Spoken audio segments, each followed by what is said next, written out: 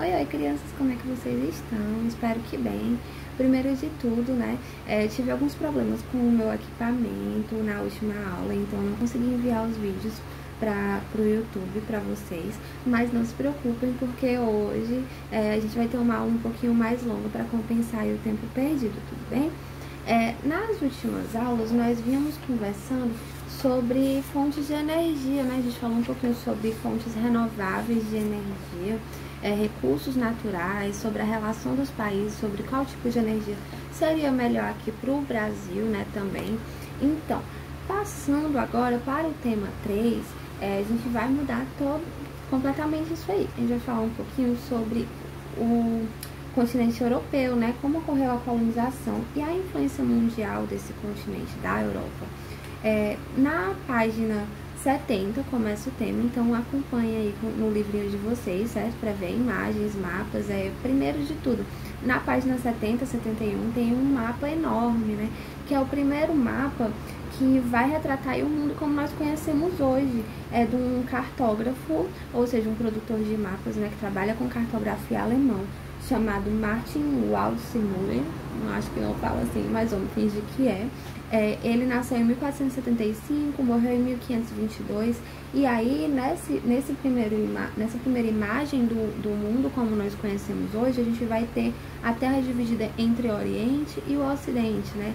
A leste e a oeste. Então, a gente vai observar um pouquinho e ver qual continente está no centro do mapa, né? A gente vê que é a Europa que está no centro do mapa ali, porque ele era da Alemanha, ele morava lá na Europa, então a gente vê também a cartografia traduzindo ideologias aí ao longo dos tempos, né? A gente sabe que, e já responde, né, por que a gente acha que isso ocorre? Porque o continente europeu está ali no centro do mapa, porque foi produzido por um europeu. Um mapa mundi atual, a gente vai ver a gente comparando com esse, a gente vai ver o que mudou, o que permaneceu em relação a esse, que foi produzido em 1507, né? A gente sabe que agora nós temos muito mais noção do tamanho, da proporção dos continentes, né? Também a gente vai ter aí uma detalhação, uma maior gama de mapas. A gente vai ter mapas temáticos que vão destacar certos aspectos, como altitude, ou um mapa que vai ser só de limites territoriais, um mapa que vai ser só de riqueza dos países. Então a gente tem essas diferenças para esses primeiros mapas, né, do mundo como nós conhecemos hoje. Aí a gente vai começar aqui na página 72, no capítulo 1, que é a regionalização mundial, o Ocidente e o Oriente. A gente vai ter aqui o mundo dividido em duas metades, né? A palavra Oriente vem do latim e ela significa sol nascente. Então, é onde o sol nasce. A palavra Ocidente também vem do latim e quer dizer sol poente, ou seja, onde o sol se põe. Elas vão se referir aí ao movimento aparente do sol, né? E se a gente utilizar isso, que a gente usa para se referenciar no espaço. Então, o leste seria o Oriente e o oeste o Ocidente. O leste aí que é onde o sol nasce, e o Ocidente onde o sol se põe. E o meridiano de Greenwich, essa linha imaginária que vai ter aí no mapinha da página 72, dividindo os hemisférios, é uma linha imaginária que a gente vai usar como referência para dividir o mundo entre o hemisfério oriental e o ocidental. Geralmente o oriental é associado aos territórios asiáticos, né, que estão mais aí a oriente, e o hemisfério ocidental, que é geralmente relacionado aos territórios europeus e americanos. No entanto, se a gente considerar apenas o meridiano imaginário, que vai dividir o planeta nesses dois hemisférios, a maior parte do continente europeu vai estar no Oriente. Além dos critérios cartográficos, cartesianos, o Oriente ele pode ser entendido também como do ponto de vista histórico, de dominação de alguns povos ou países sobre outros, né? Embora alguns países da Europa, do continente europeu, a maior parte dele vai estar aí a oriente do meridiano de Greenwich, ele tem uma cultura muito mais relacionada ao Ocidente, né? Essa cultura de dominação também. Então, o Oriente seria uma construção discursiva ocidental, ou seja, a gente analisa o que é Oriente e o que é Ocidente muito mais do ponto de vista histórico do que do ponto de vista geográfico propriamente falando, né? Então, esse discurso ocidental, principalmente ali do continente europeu, ele vai ter o objetivo de reafirmar seu poderio e sua influência perante as regiões que são chamadas de Oriente, que foram historicamente o alvo de colonização e exploração de países ocidentais, considerados ocidentais, né? Então, a gente pode afirmar que o Ocidente vai criar uma identidade que contrapõe ao Oriente. Então, é muito mais sobre ideologia, sobre essa política de dominação através dos séculos do que, geograficamente falando, que a gente vai definir o que é Ocidente e Oriente, tudo bem? Então, a gente tá vendo aqui no mapinha, né, essa divisão física do que é o Ocidente e do que é o Oriente, mas historicamente falando, o discurso ideológico não condiz com a divisão física que está aí nessa linha, tudo bem? Já aí na página 73, a gente vai falar um pouquinho sobre o que foi a cultura greco-romana, né? Ela é fundamentada em valores, conhecimentos e concepções que foram desenvolvidos na Grécia e no Império Romano, que era a chamada Antiguidade.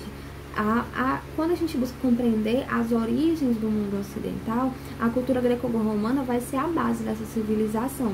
Então, a filosofia grega, que tem aí Sócrates, Platão, Aristóteles como referência, ela vai influenciar na construção do pensamento, dessa ideologia, do pensamento ocidental, tudo bem? A concepção racional do universo grego vai estar na origem aí de áreas da ciência como a física, a matemática, a medicina e até mesmo a geografia. Pois o Ptolomeu, que era considerado o pai da cartografia, era um cientista grego. Então, toda essa representação, quando vocês lembram que eu mostrei para você, que está aí no mapa, né, na página 70, que abre a unidade, com a Europa no centro do mapa, que foi construído por um europeu, a gente tem aí também as bases dessa cultura europeia, ocidental, esse pensamento ocidental, na cultura greco-romana.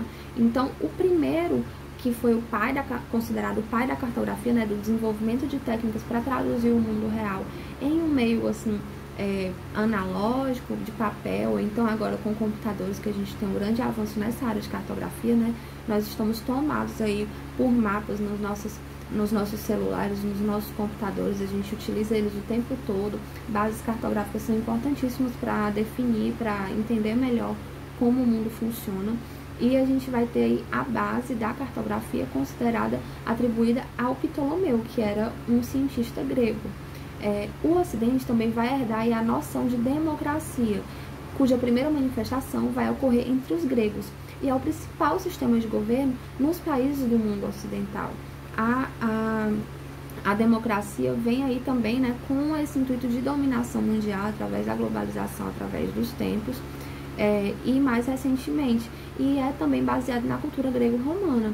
Então, grande parte das bases filosóficas do direito e da justiça, como a gente conhece hoje, ou seja, das nossas leis que nós aplicamos a tudo para viver em sociedade, vai se encontrar no pensamento greco-romano. Aqui ao lado a gente vai ter na página 73, né, uma imagem do Ptolomeu, que é essa pessoa que é considerada aí o pai da cartografia, da qual nós estávamos falando. E abaixo a gente vai ter o Teatro de Herodion, em Atenas, na Grécia.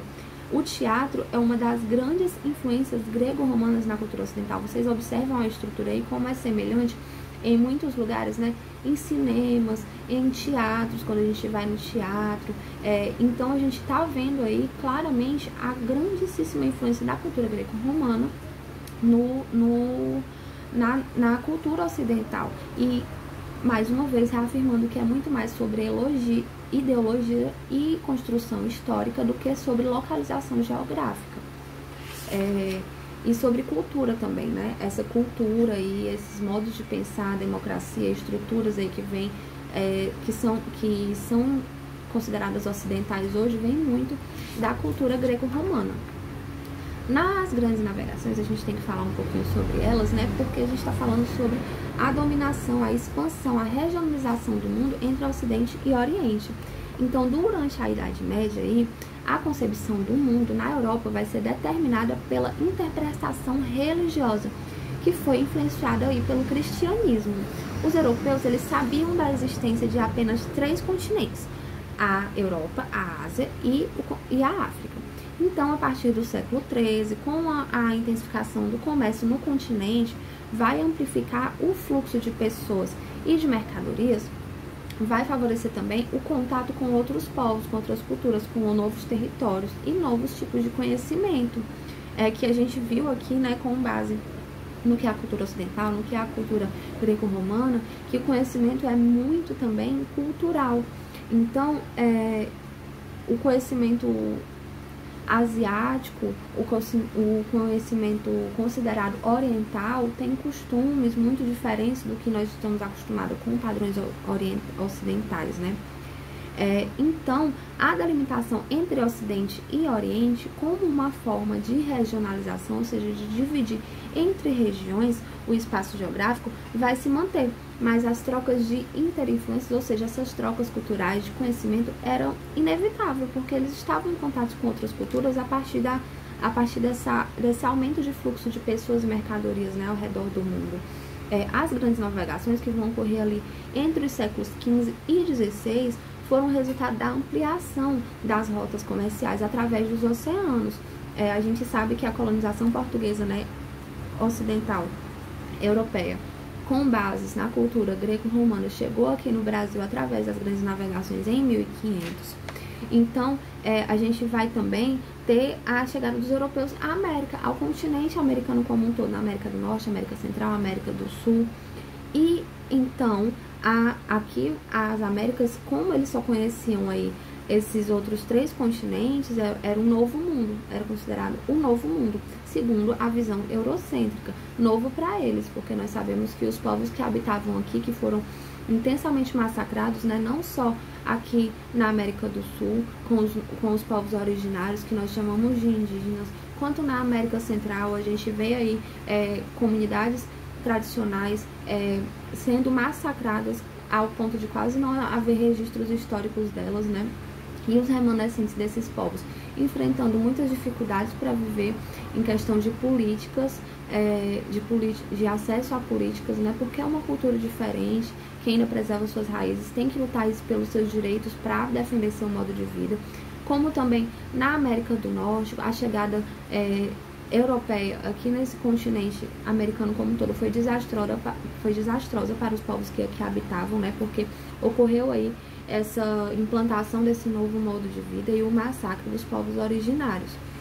Então, a Europa, a partir dessa descoberta desse novo mundo, vai aí se tornar o centro difusor da ciência e da cultura, que vai dominar o mundo por muito tempo e até hoje, né? A gente pode observar aqui, nessa página 74, um mapa que vai falar sobre as rotas de navegação dos países europeus pelo mundo. A gente vê aí que eles estavam em todos os lugares, praticamente, né? E a expansão através de ferro e fogo mesmo de sua cultura aconteceu assim. E permanece até hoje, né? Nós somos muito influenciados pela cultura europeia, no nosso fazer ciência, no nosso dia a dia, até questão de roupas, comércio, ainda é um continente que vai aí ter uma influência de dominação enorme. Então, o imperialismo europeu e Oriente, como aconteceu aí no Oriente, né? A gente viu um pouquinho como aconteceu nas Américas, mas e no Oriente? As grandes navegações e o desenvolvimento da economia mercantil na América, eles foram muito importantes para a amplificação do mundo ocidental, né? Ou seja, com as grandes navegações, as matérias-primas eram exploradas aqui através do mercantilismo, eram levadas para suprir as necessidades de suas colônias. E isso vai ampliar aí a influência do mundo ocidental, né? Mas a colonização da Ásia e da Oceania, no século XIX, foi fundamental para a divisão entre Oriente e Ocidente, ideologicamente e influencialmente falando, né? esses continentes eles foram colonizados por países europeus, no contexto de desenvolvimento do capitalismo em sua fase industrial. Vocês lembram que a gente falou sobre as fases do capitalismo, né? Teve o capitalismo industrial, que foi a partir da segunda metade do século XVIII. Então, eles vão buscar novas áreas de exploração e ampliação do seu sistema produtivo.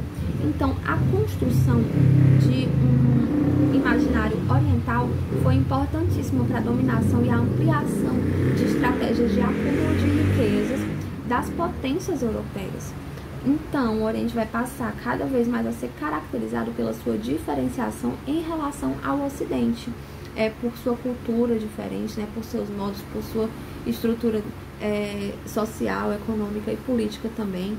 Então, é diferente do resto do mundo e especialmente diferente da Europa. No mapa aqui da página 75, a gente vai ver a dominação colonial, como ela aconteceu na Ásia e na Oceania ali no início do século XX, muito recente, né, gente? Então, por causa das diversas riquezas e mercadorias que foram desejadas aí por grande parte do mundo, que estavam nesses lugares que estavam sendo explorados, os territórios indiano e chinês eram os mais cobiçados, principalmente pelos países europeus. A gente vê aqui nesse mapa por quais países, né? Alemanha, Inglaterra, Holanda, França, América do Norte, ou seja, Estados Unidos, e os japoneses invadindo aí essas terras em busca de riquezas. As partes mais laranjinhas tem aí na legenda são de possessão alemã, as verdes são de possessão inglesa, as laranjas são de possessão holandesa, esse tom meio bege aí vai ser de possessões francesas, e que você vê aí em grande parte, né, eu acho que seria a maior porção desse mapa de possessão francesa, em segundo lugar de possessão inglesa, e as possessões norte-americanas vão ficar ali mais nas Filipinas, em roxinho as possessões japonesas, mas aí na Indochina, na Coreia. Então a gente vê que tem também as áreas de influência traçadas aí no tracejado da Grã-Bretanha, da França e da Rússia, e tem só umas letrinhas de Portugal, França e Grã-Bretanha. Então a gente tem uma partezinha aí também que fala assim: curioso durante a Idade Média foi elaborada uma representação conhecida como mapa T sobre O, em que o mundo era dividido em 3 continentes, somente Ásia, África e Europa, e eles eram circundados aí pelo oceano com um grande O, por isso que era dividido em 3, o T, né, um Tzinho aqui, um aqui, um aqui, um aqui, como vocês estão vendo aí, e circundados pelo oceano em formato de O, então era o T inserido no O. E separados por 3 cursos d'água, que vão ser aí o mar Mediterrâneo, o rio Nilo e o rio Dom, na forma de T. Eram comuns as referências bíblicas e cristãs em representações como essa, como na indicação de Jerusalém no centro do mundo, né?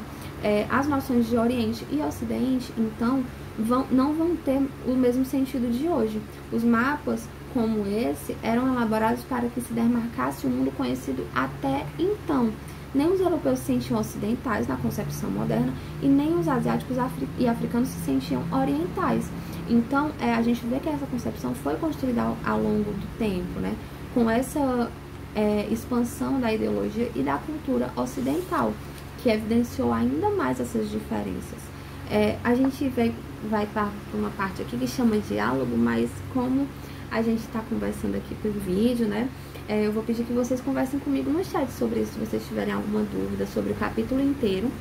E, para finalizar, que vocês respondam a parte sistematizada da página 77 aí do livrinho de vocês, tá bom? São as questões 1, 2, 3, 4 e 5. E eu vou pedir para vocês também darem uma olhada nessa parte do refletir. Porque é bom que a gente reflita criticamente sobre os assuntos que a gente está estudando. Mas aqui, onde começa e onde termina o Oriente, eu vou passar um olhinho com vocês também.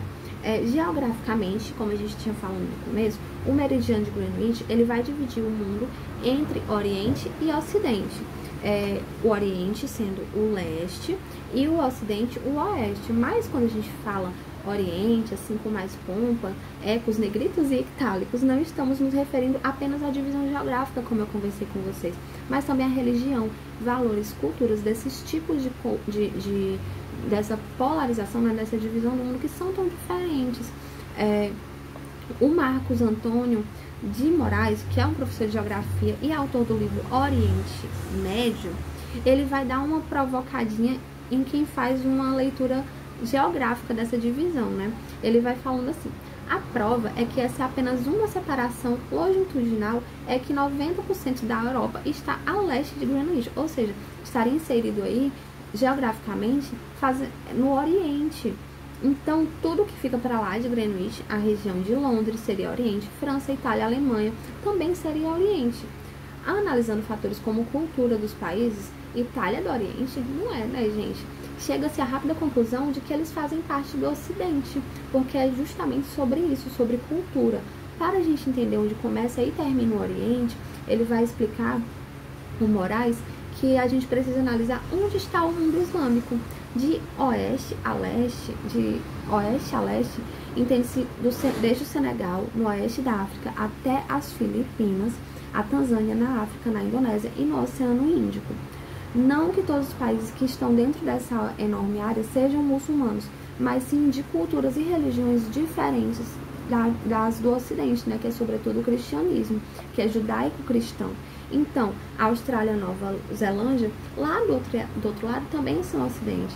O Moraes, ele vai classificar o mundo aí de uma forma bem interessante, porque a gente sabe que muito do que a gente tem hoje enquanto cultura vai ser pautado aí em princípios religiosos, né, e culturais, que o Oriente e o Ocidente não são uma divisão geográfica, o que a gente vê muito claramente quando a gente vê aí a linha tracejada do meridiano de Greenwich, que é essa linha imaginária que divide o mundo em leste e oeste. Então, essa diferença é muito mais cultural do que qualquer outra coisa, tudo bem? Espero que vocês tenham gostado, que tenham compreendido aí essa regionalização do mundo entre Oriente e Ocidente. E até a próxima aula. De novo, pedindo para vocês resolverem os exercícios, eu vou colocar aí na agenda também, mas até mais. A gente corrige junto na próxima aula.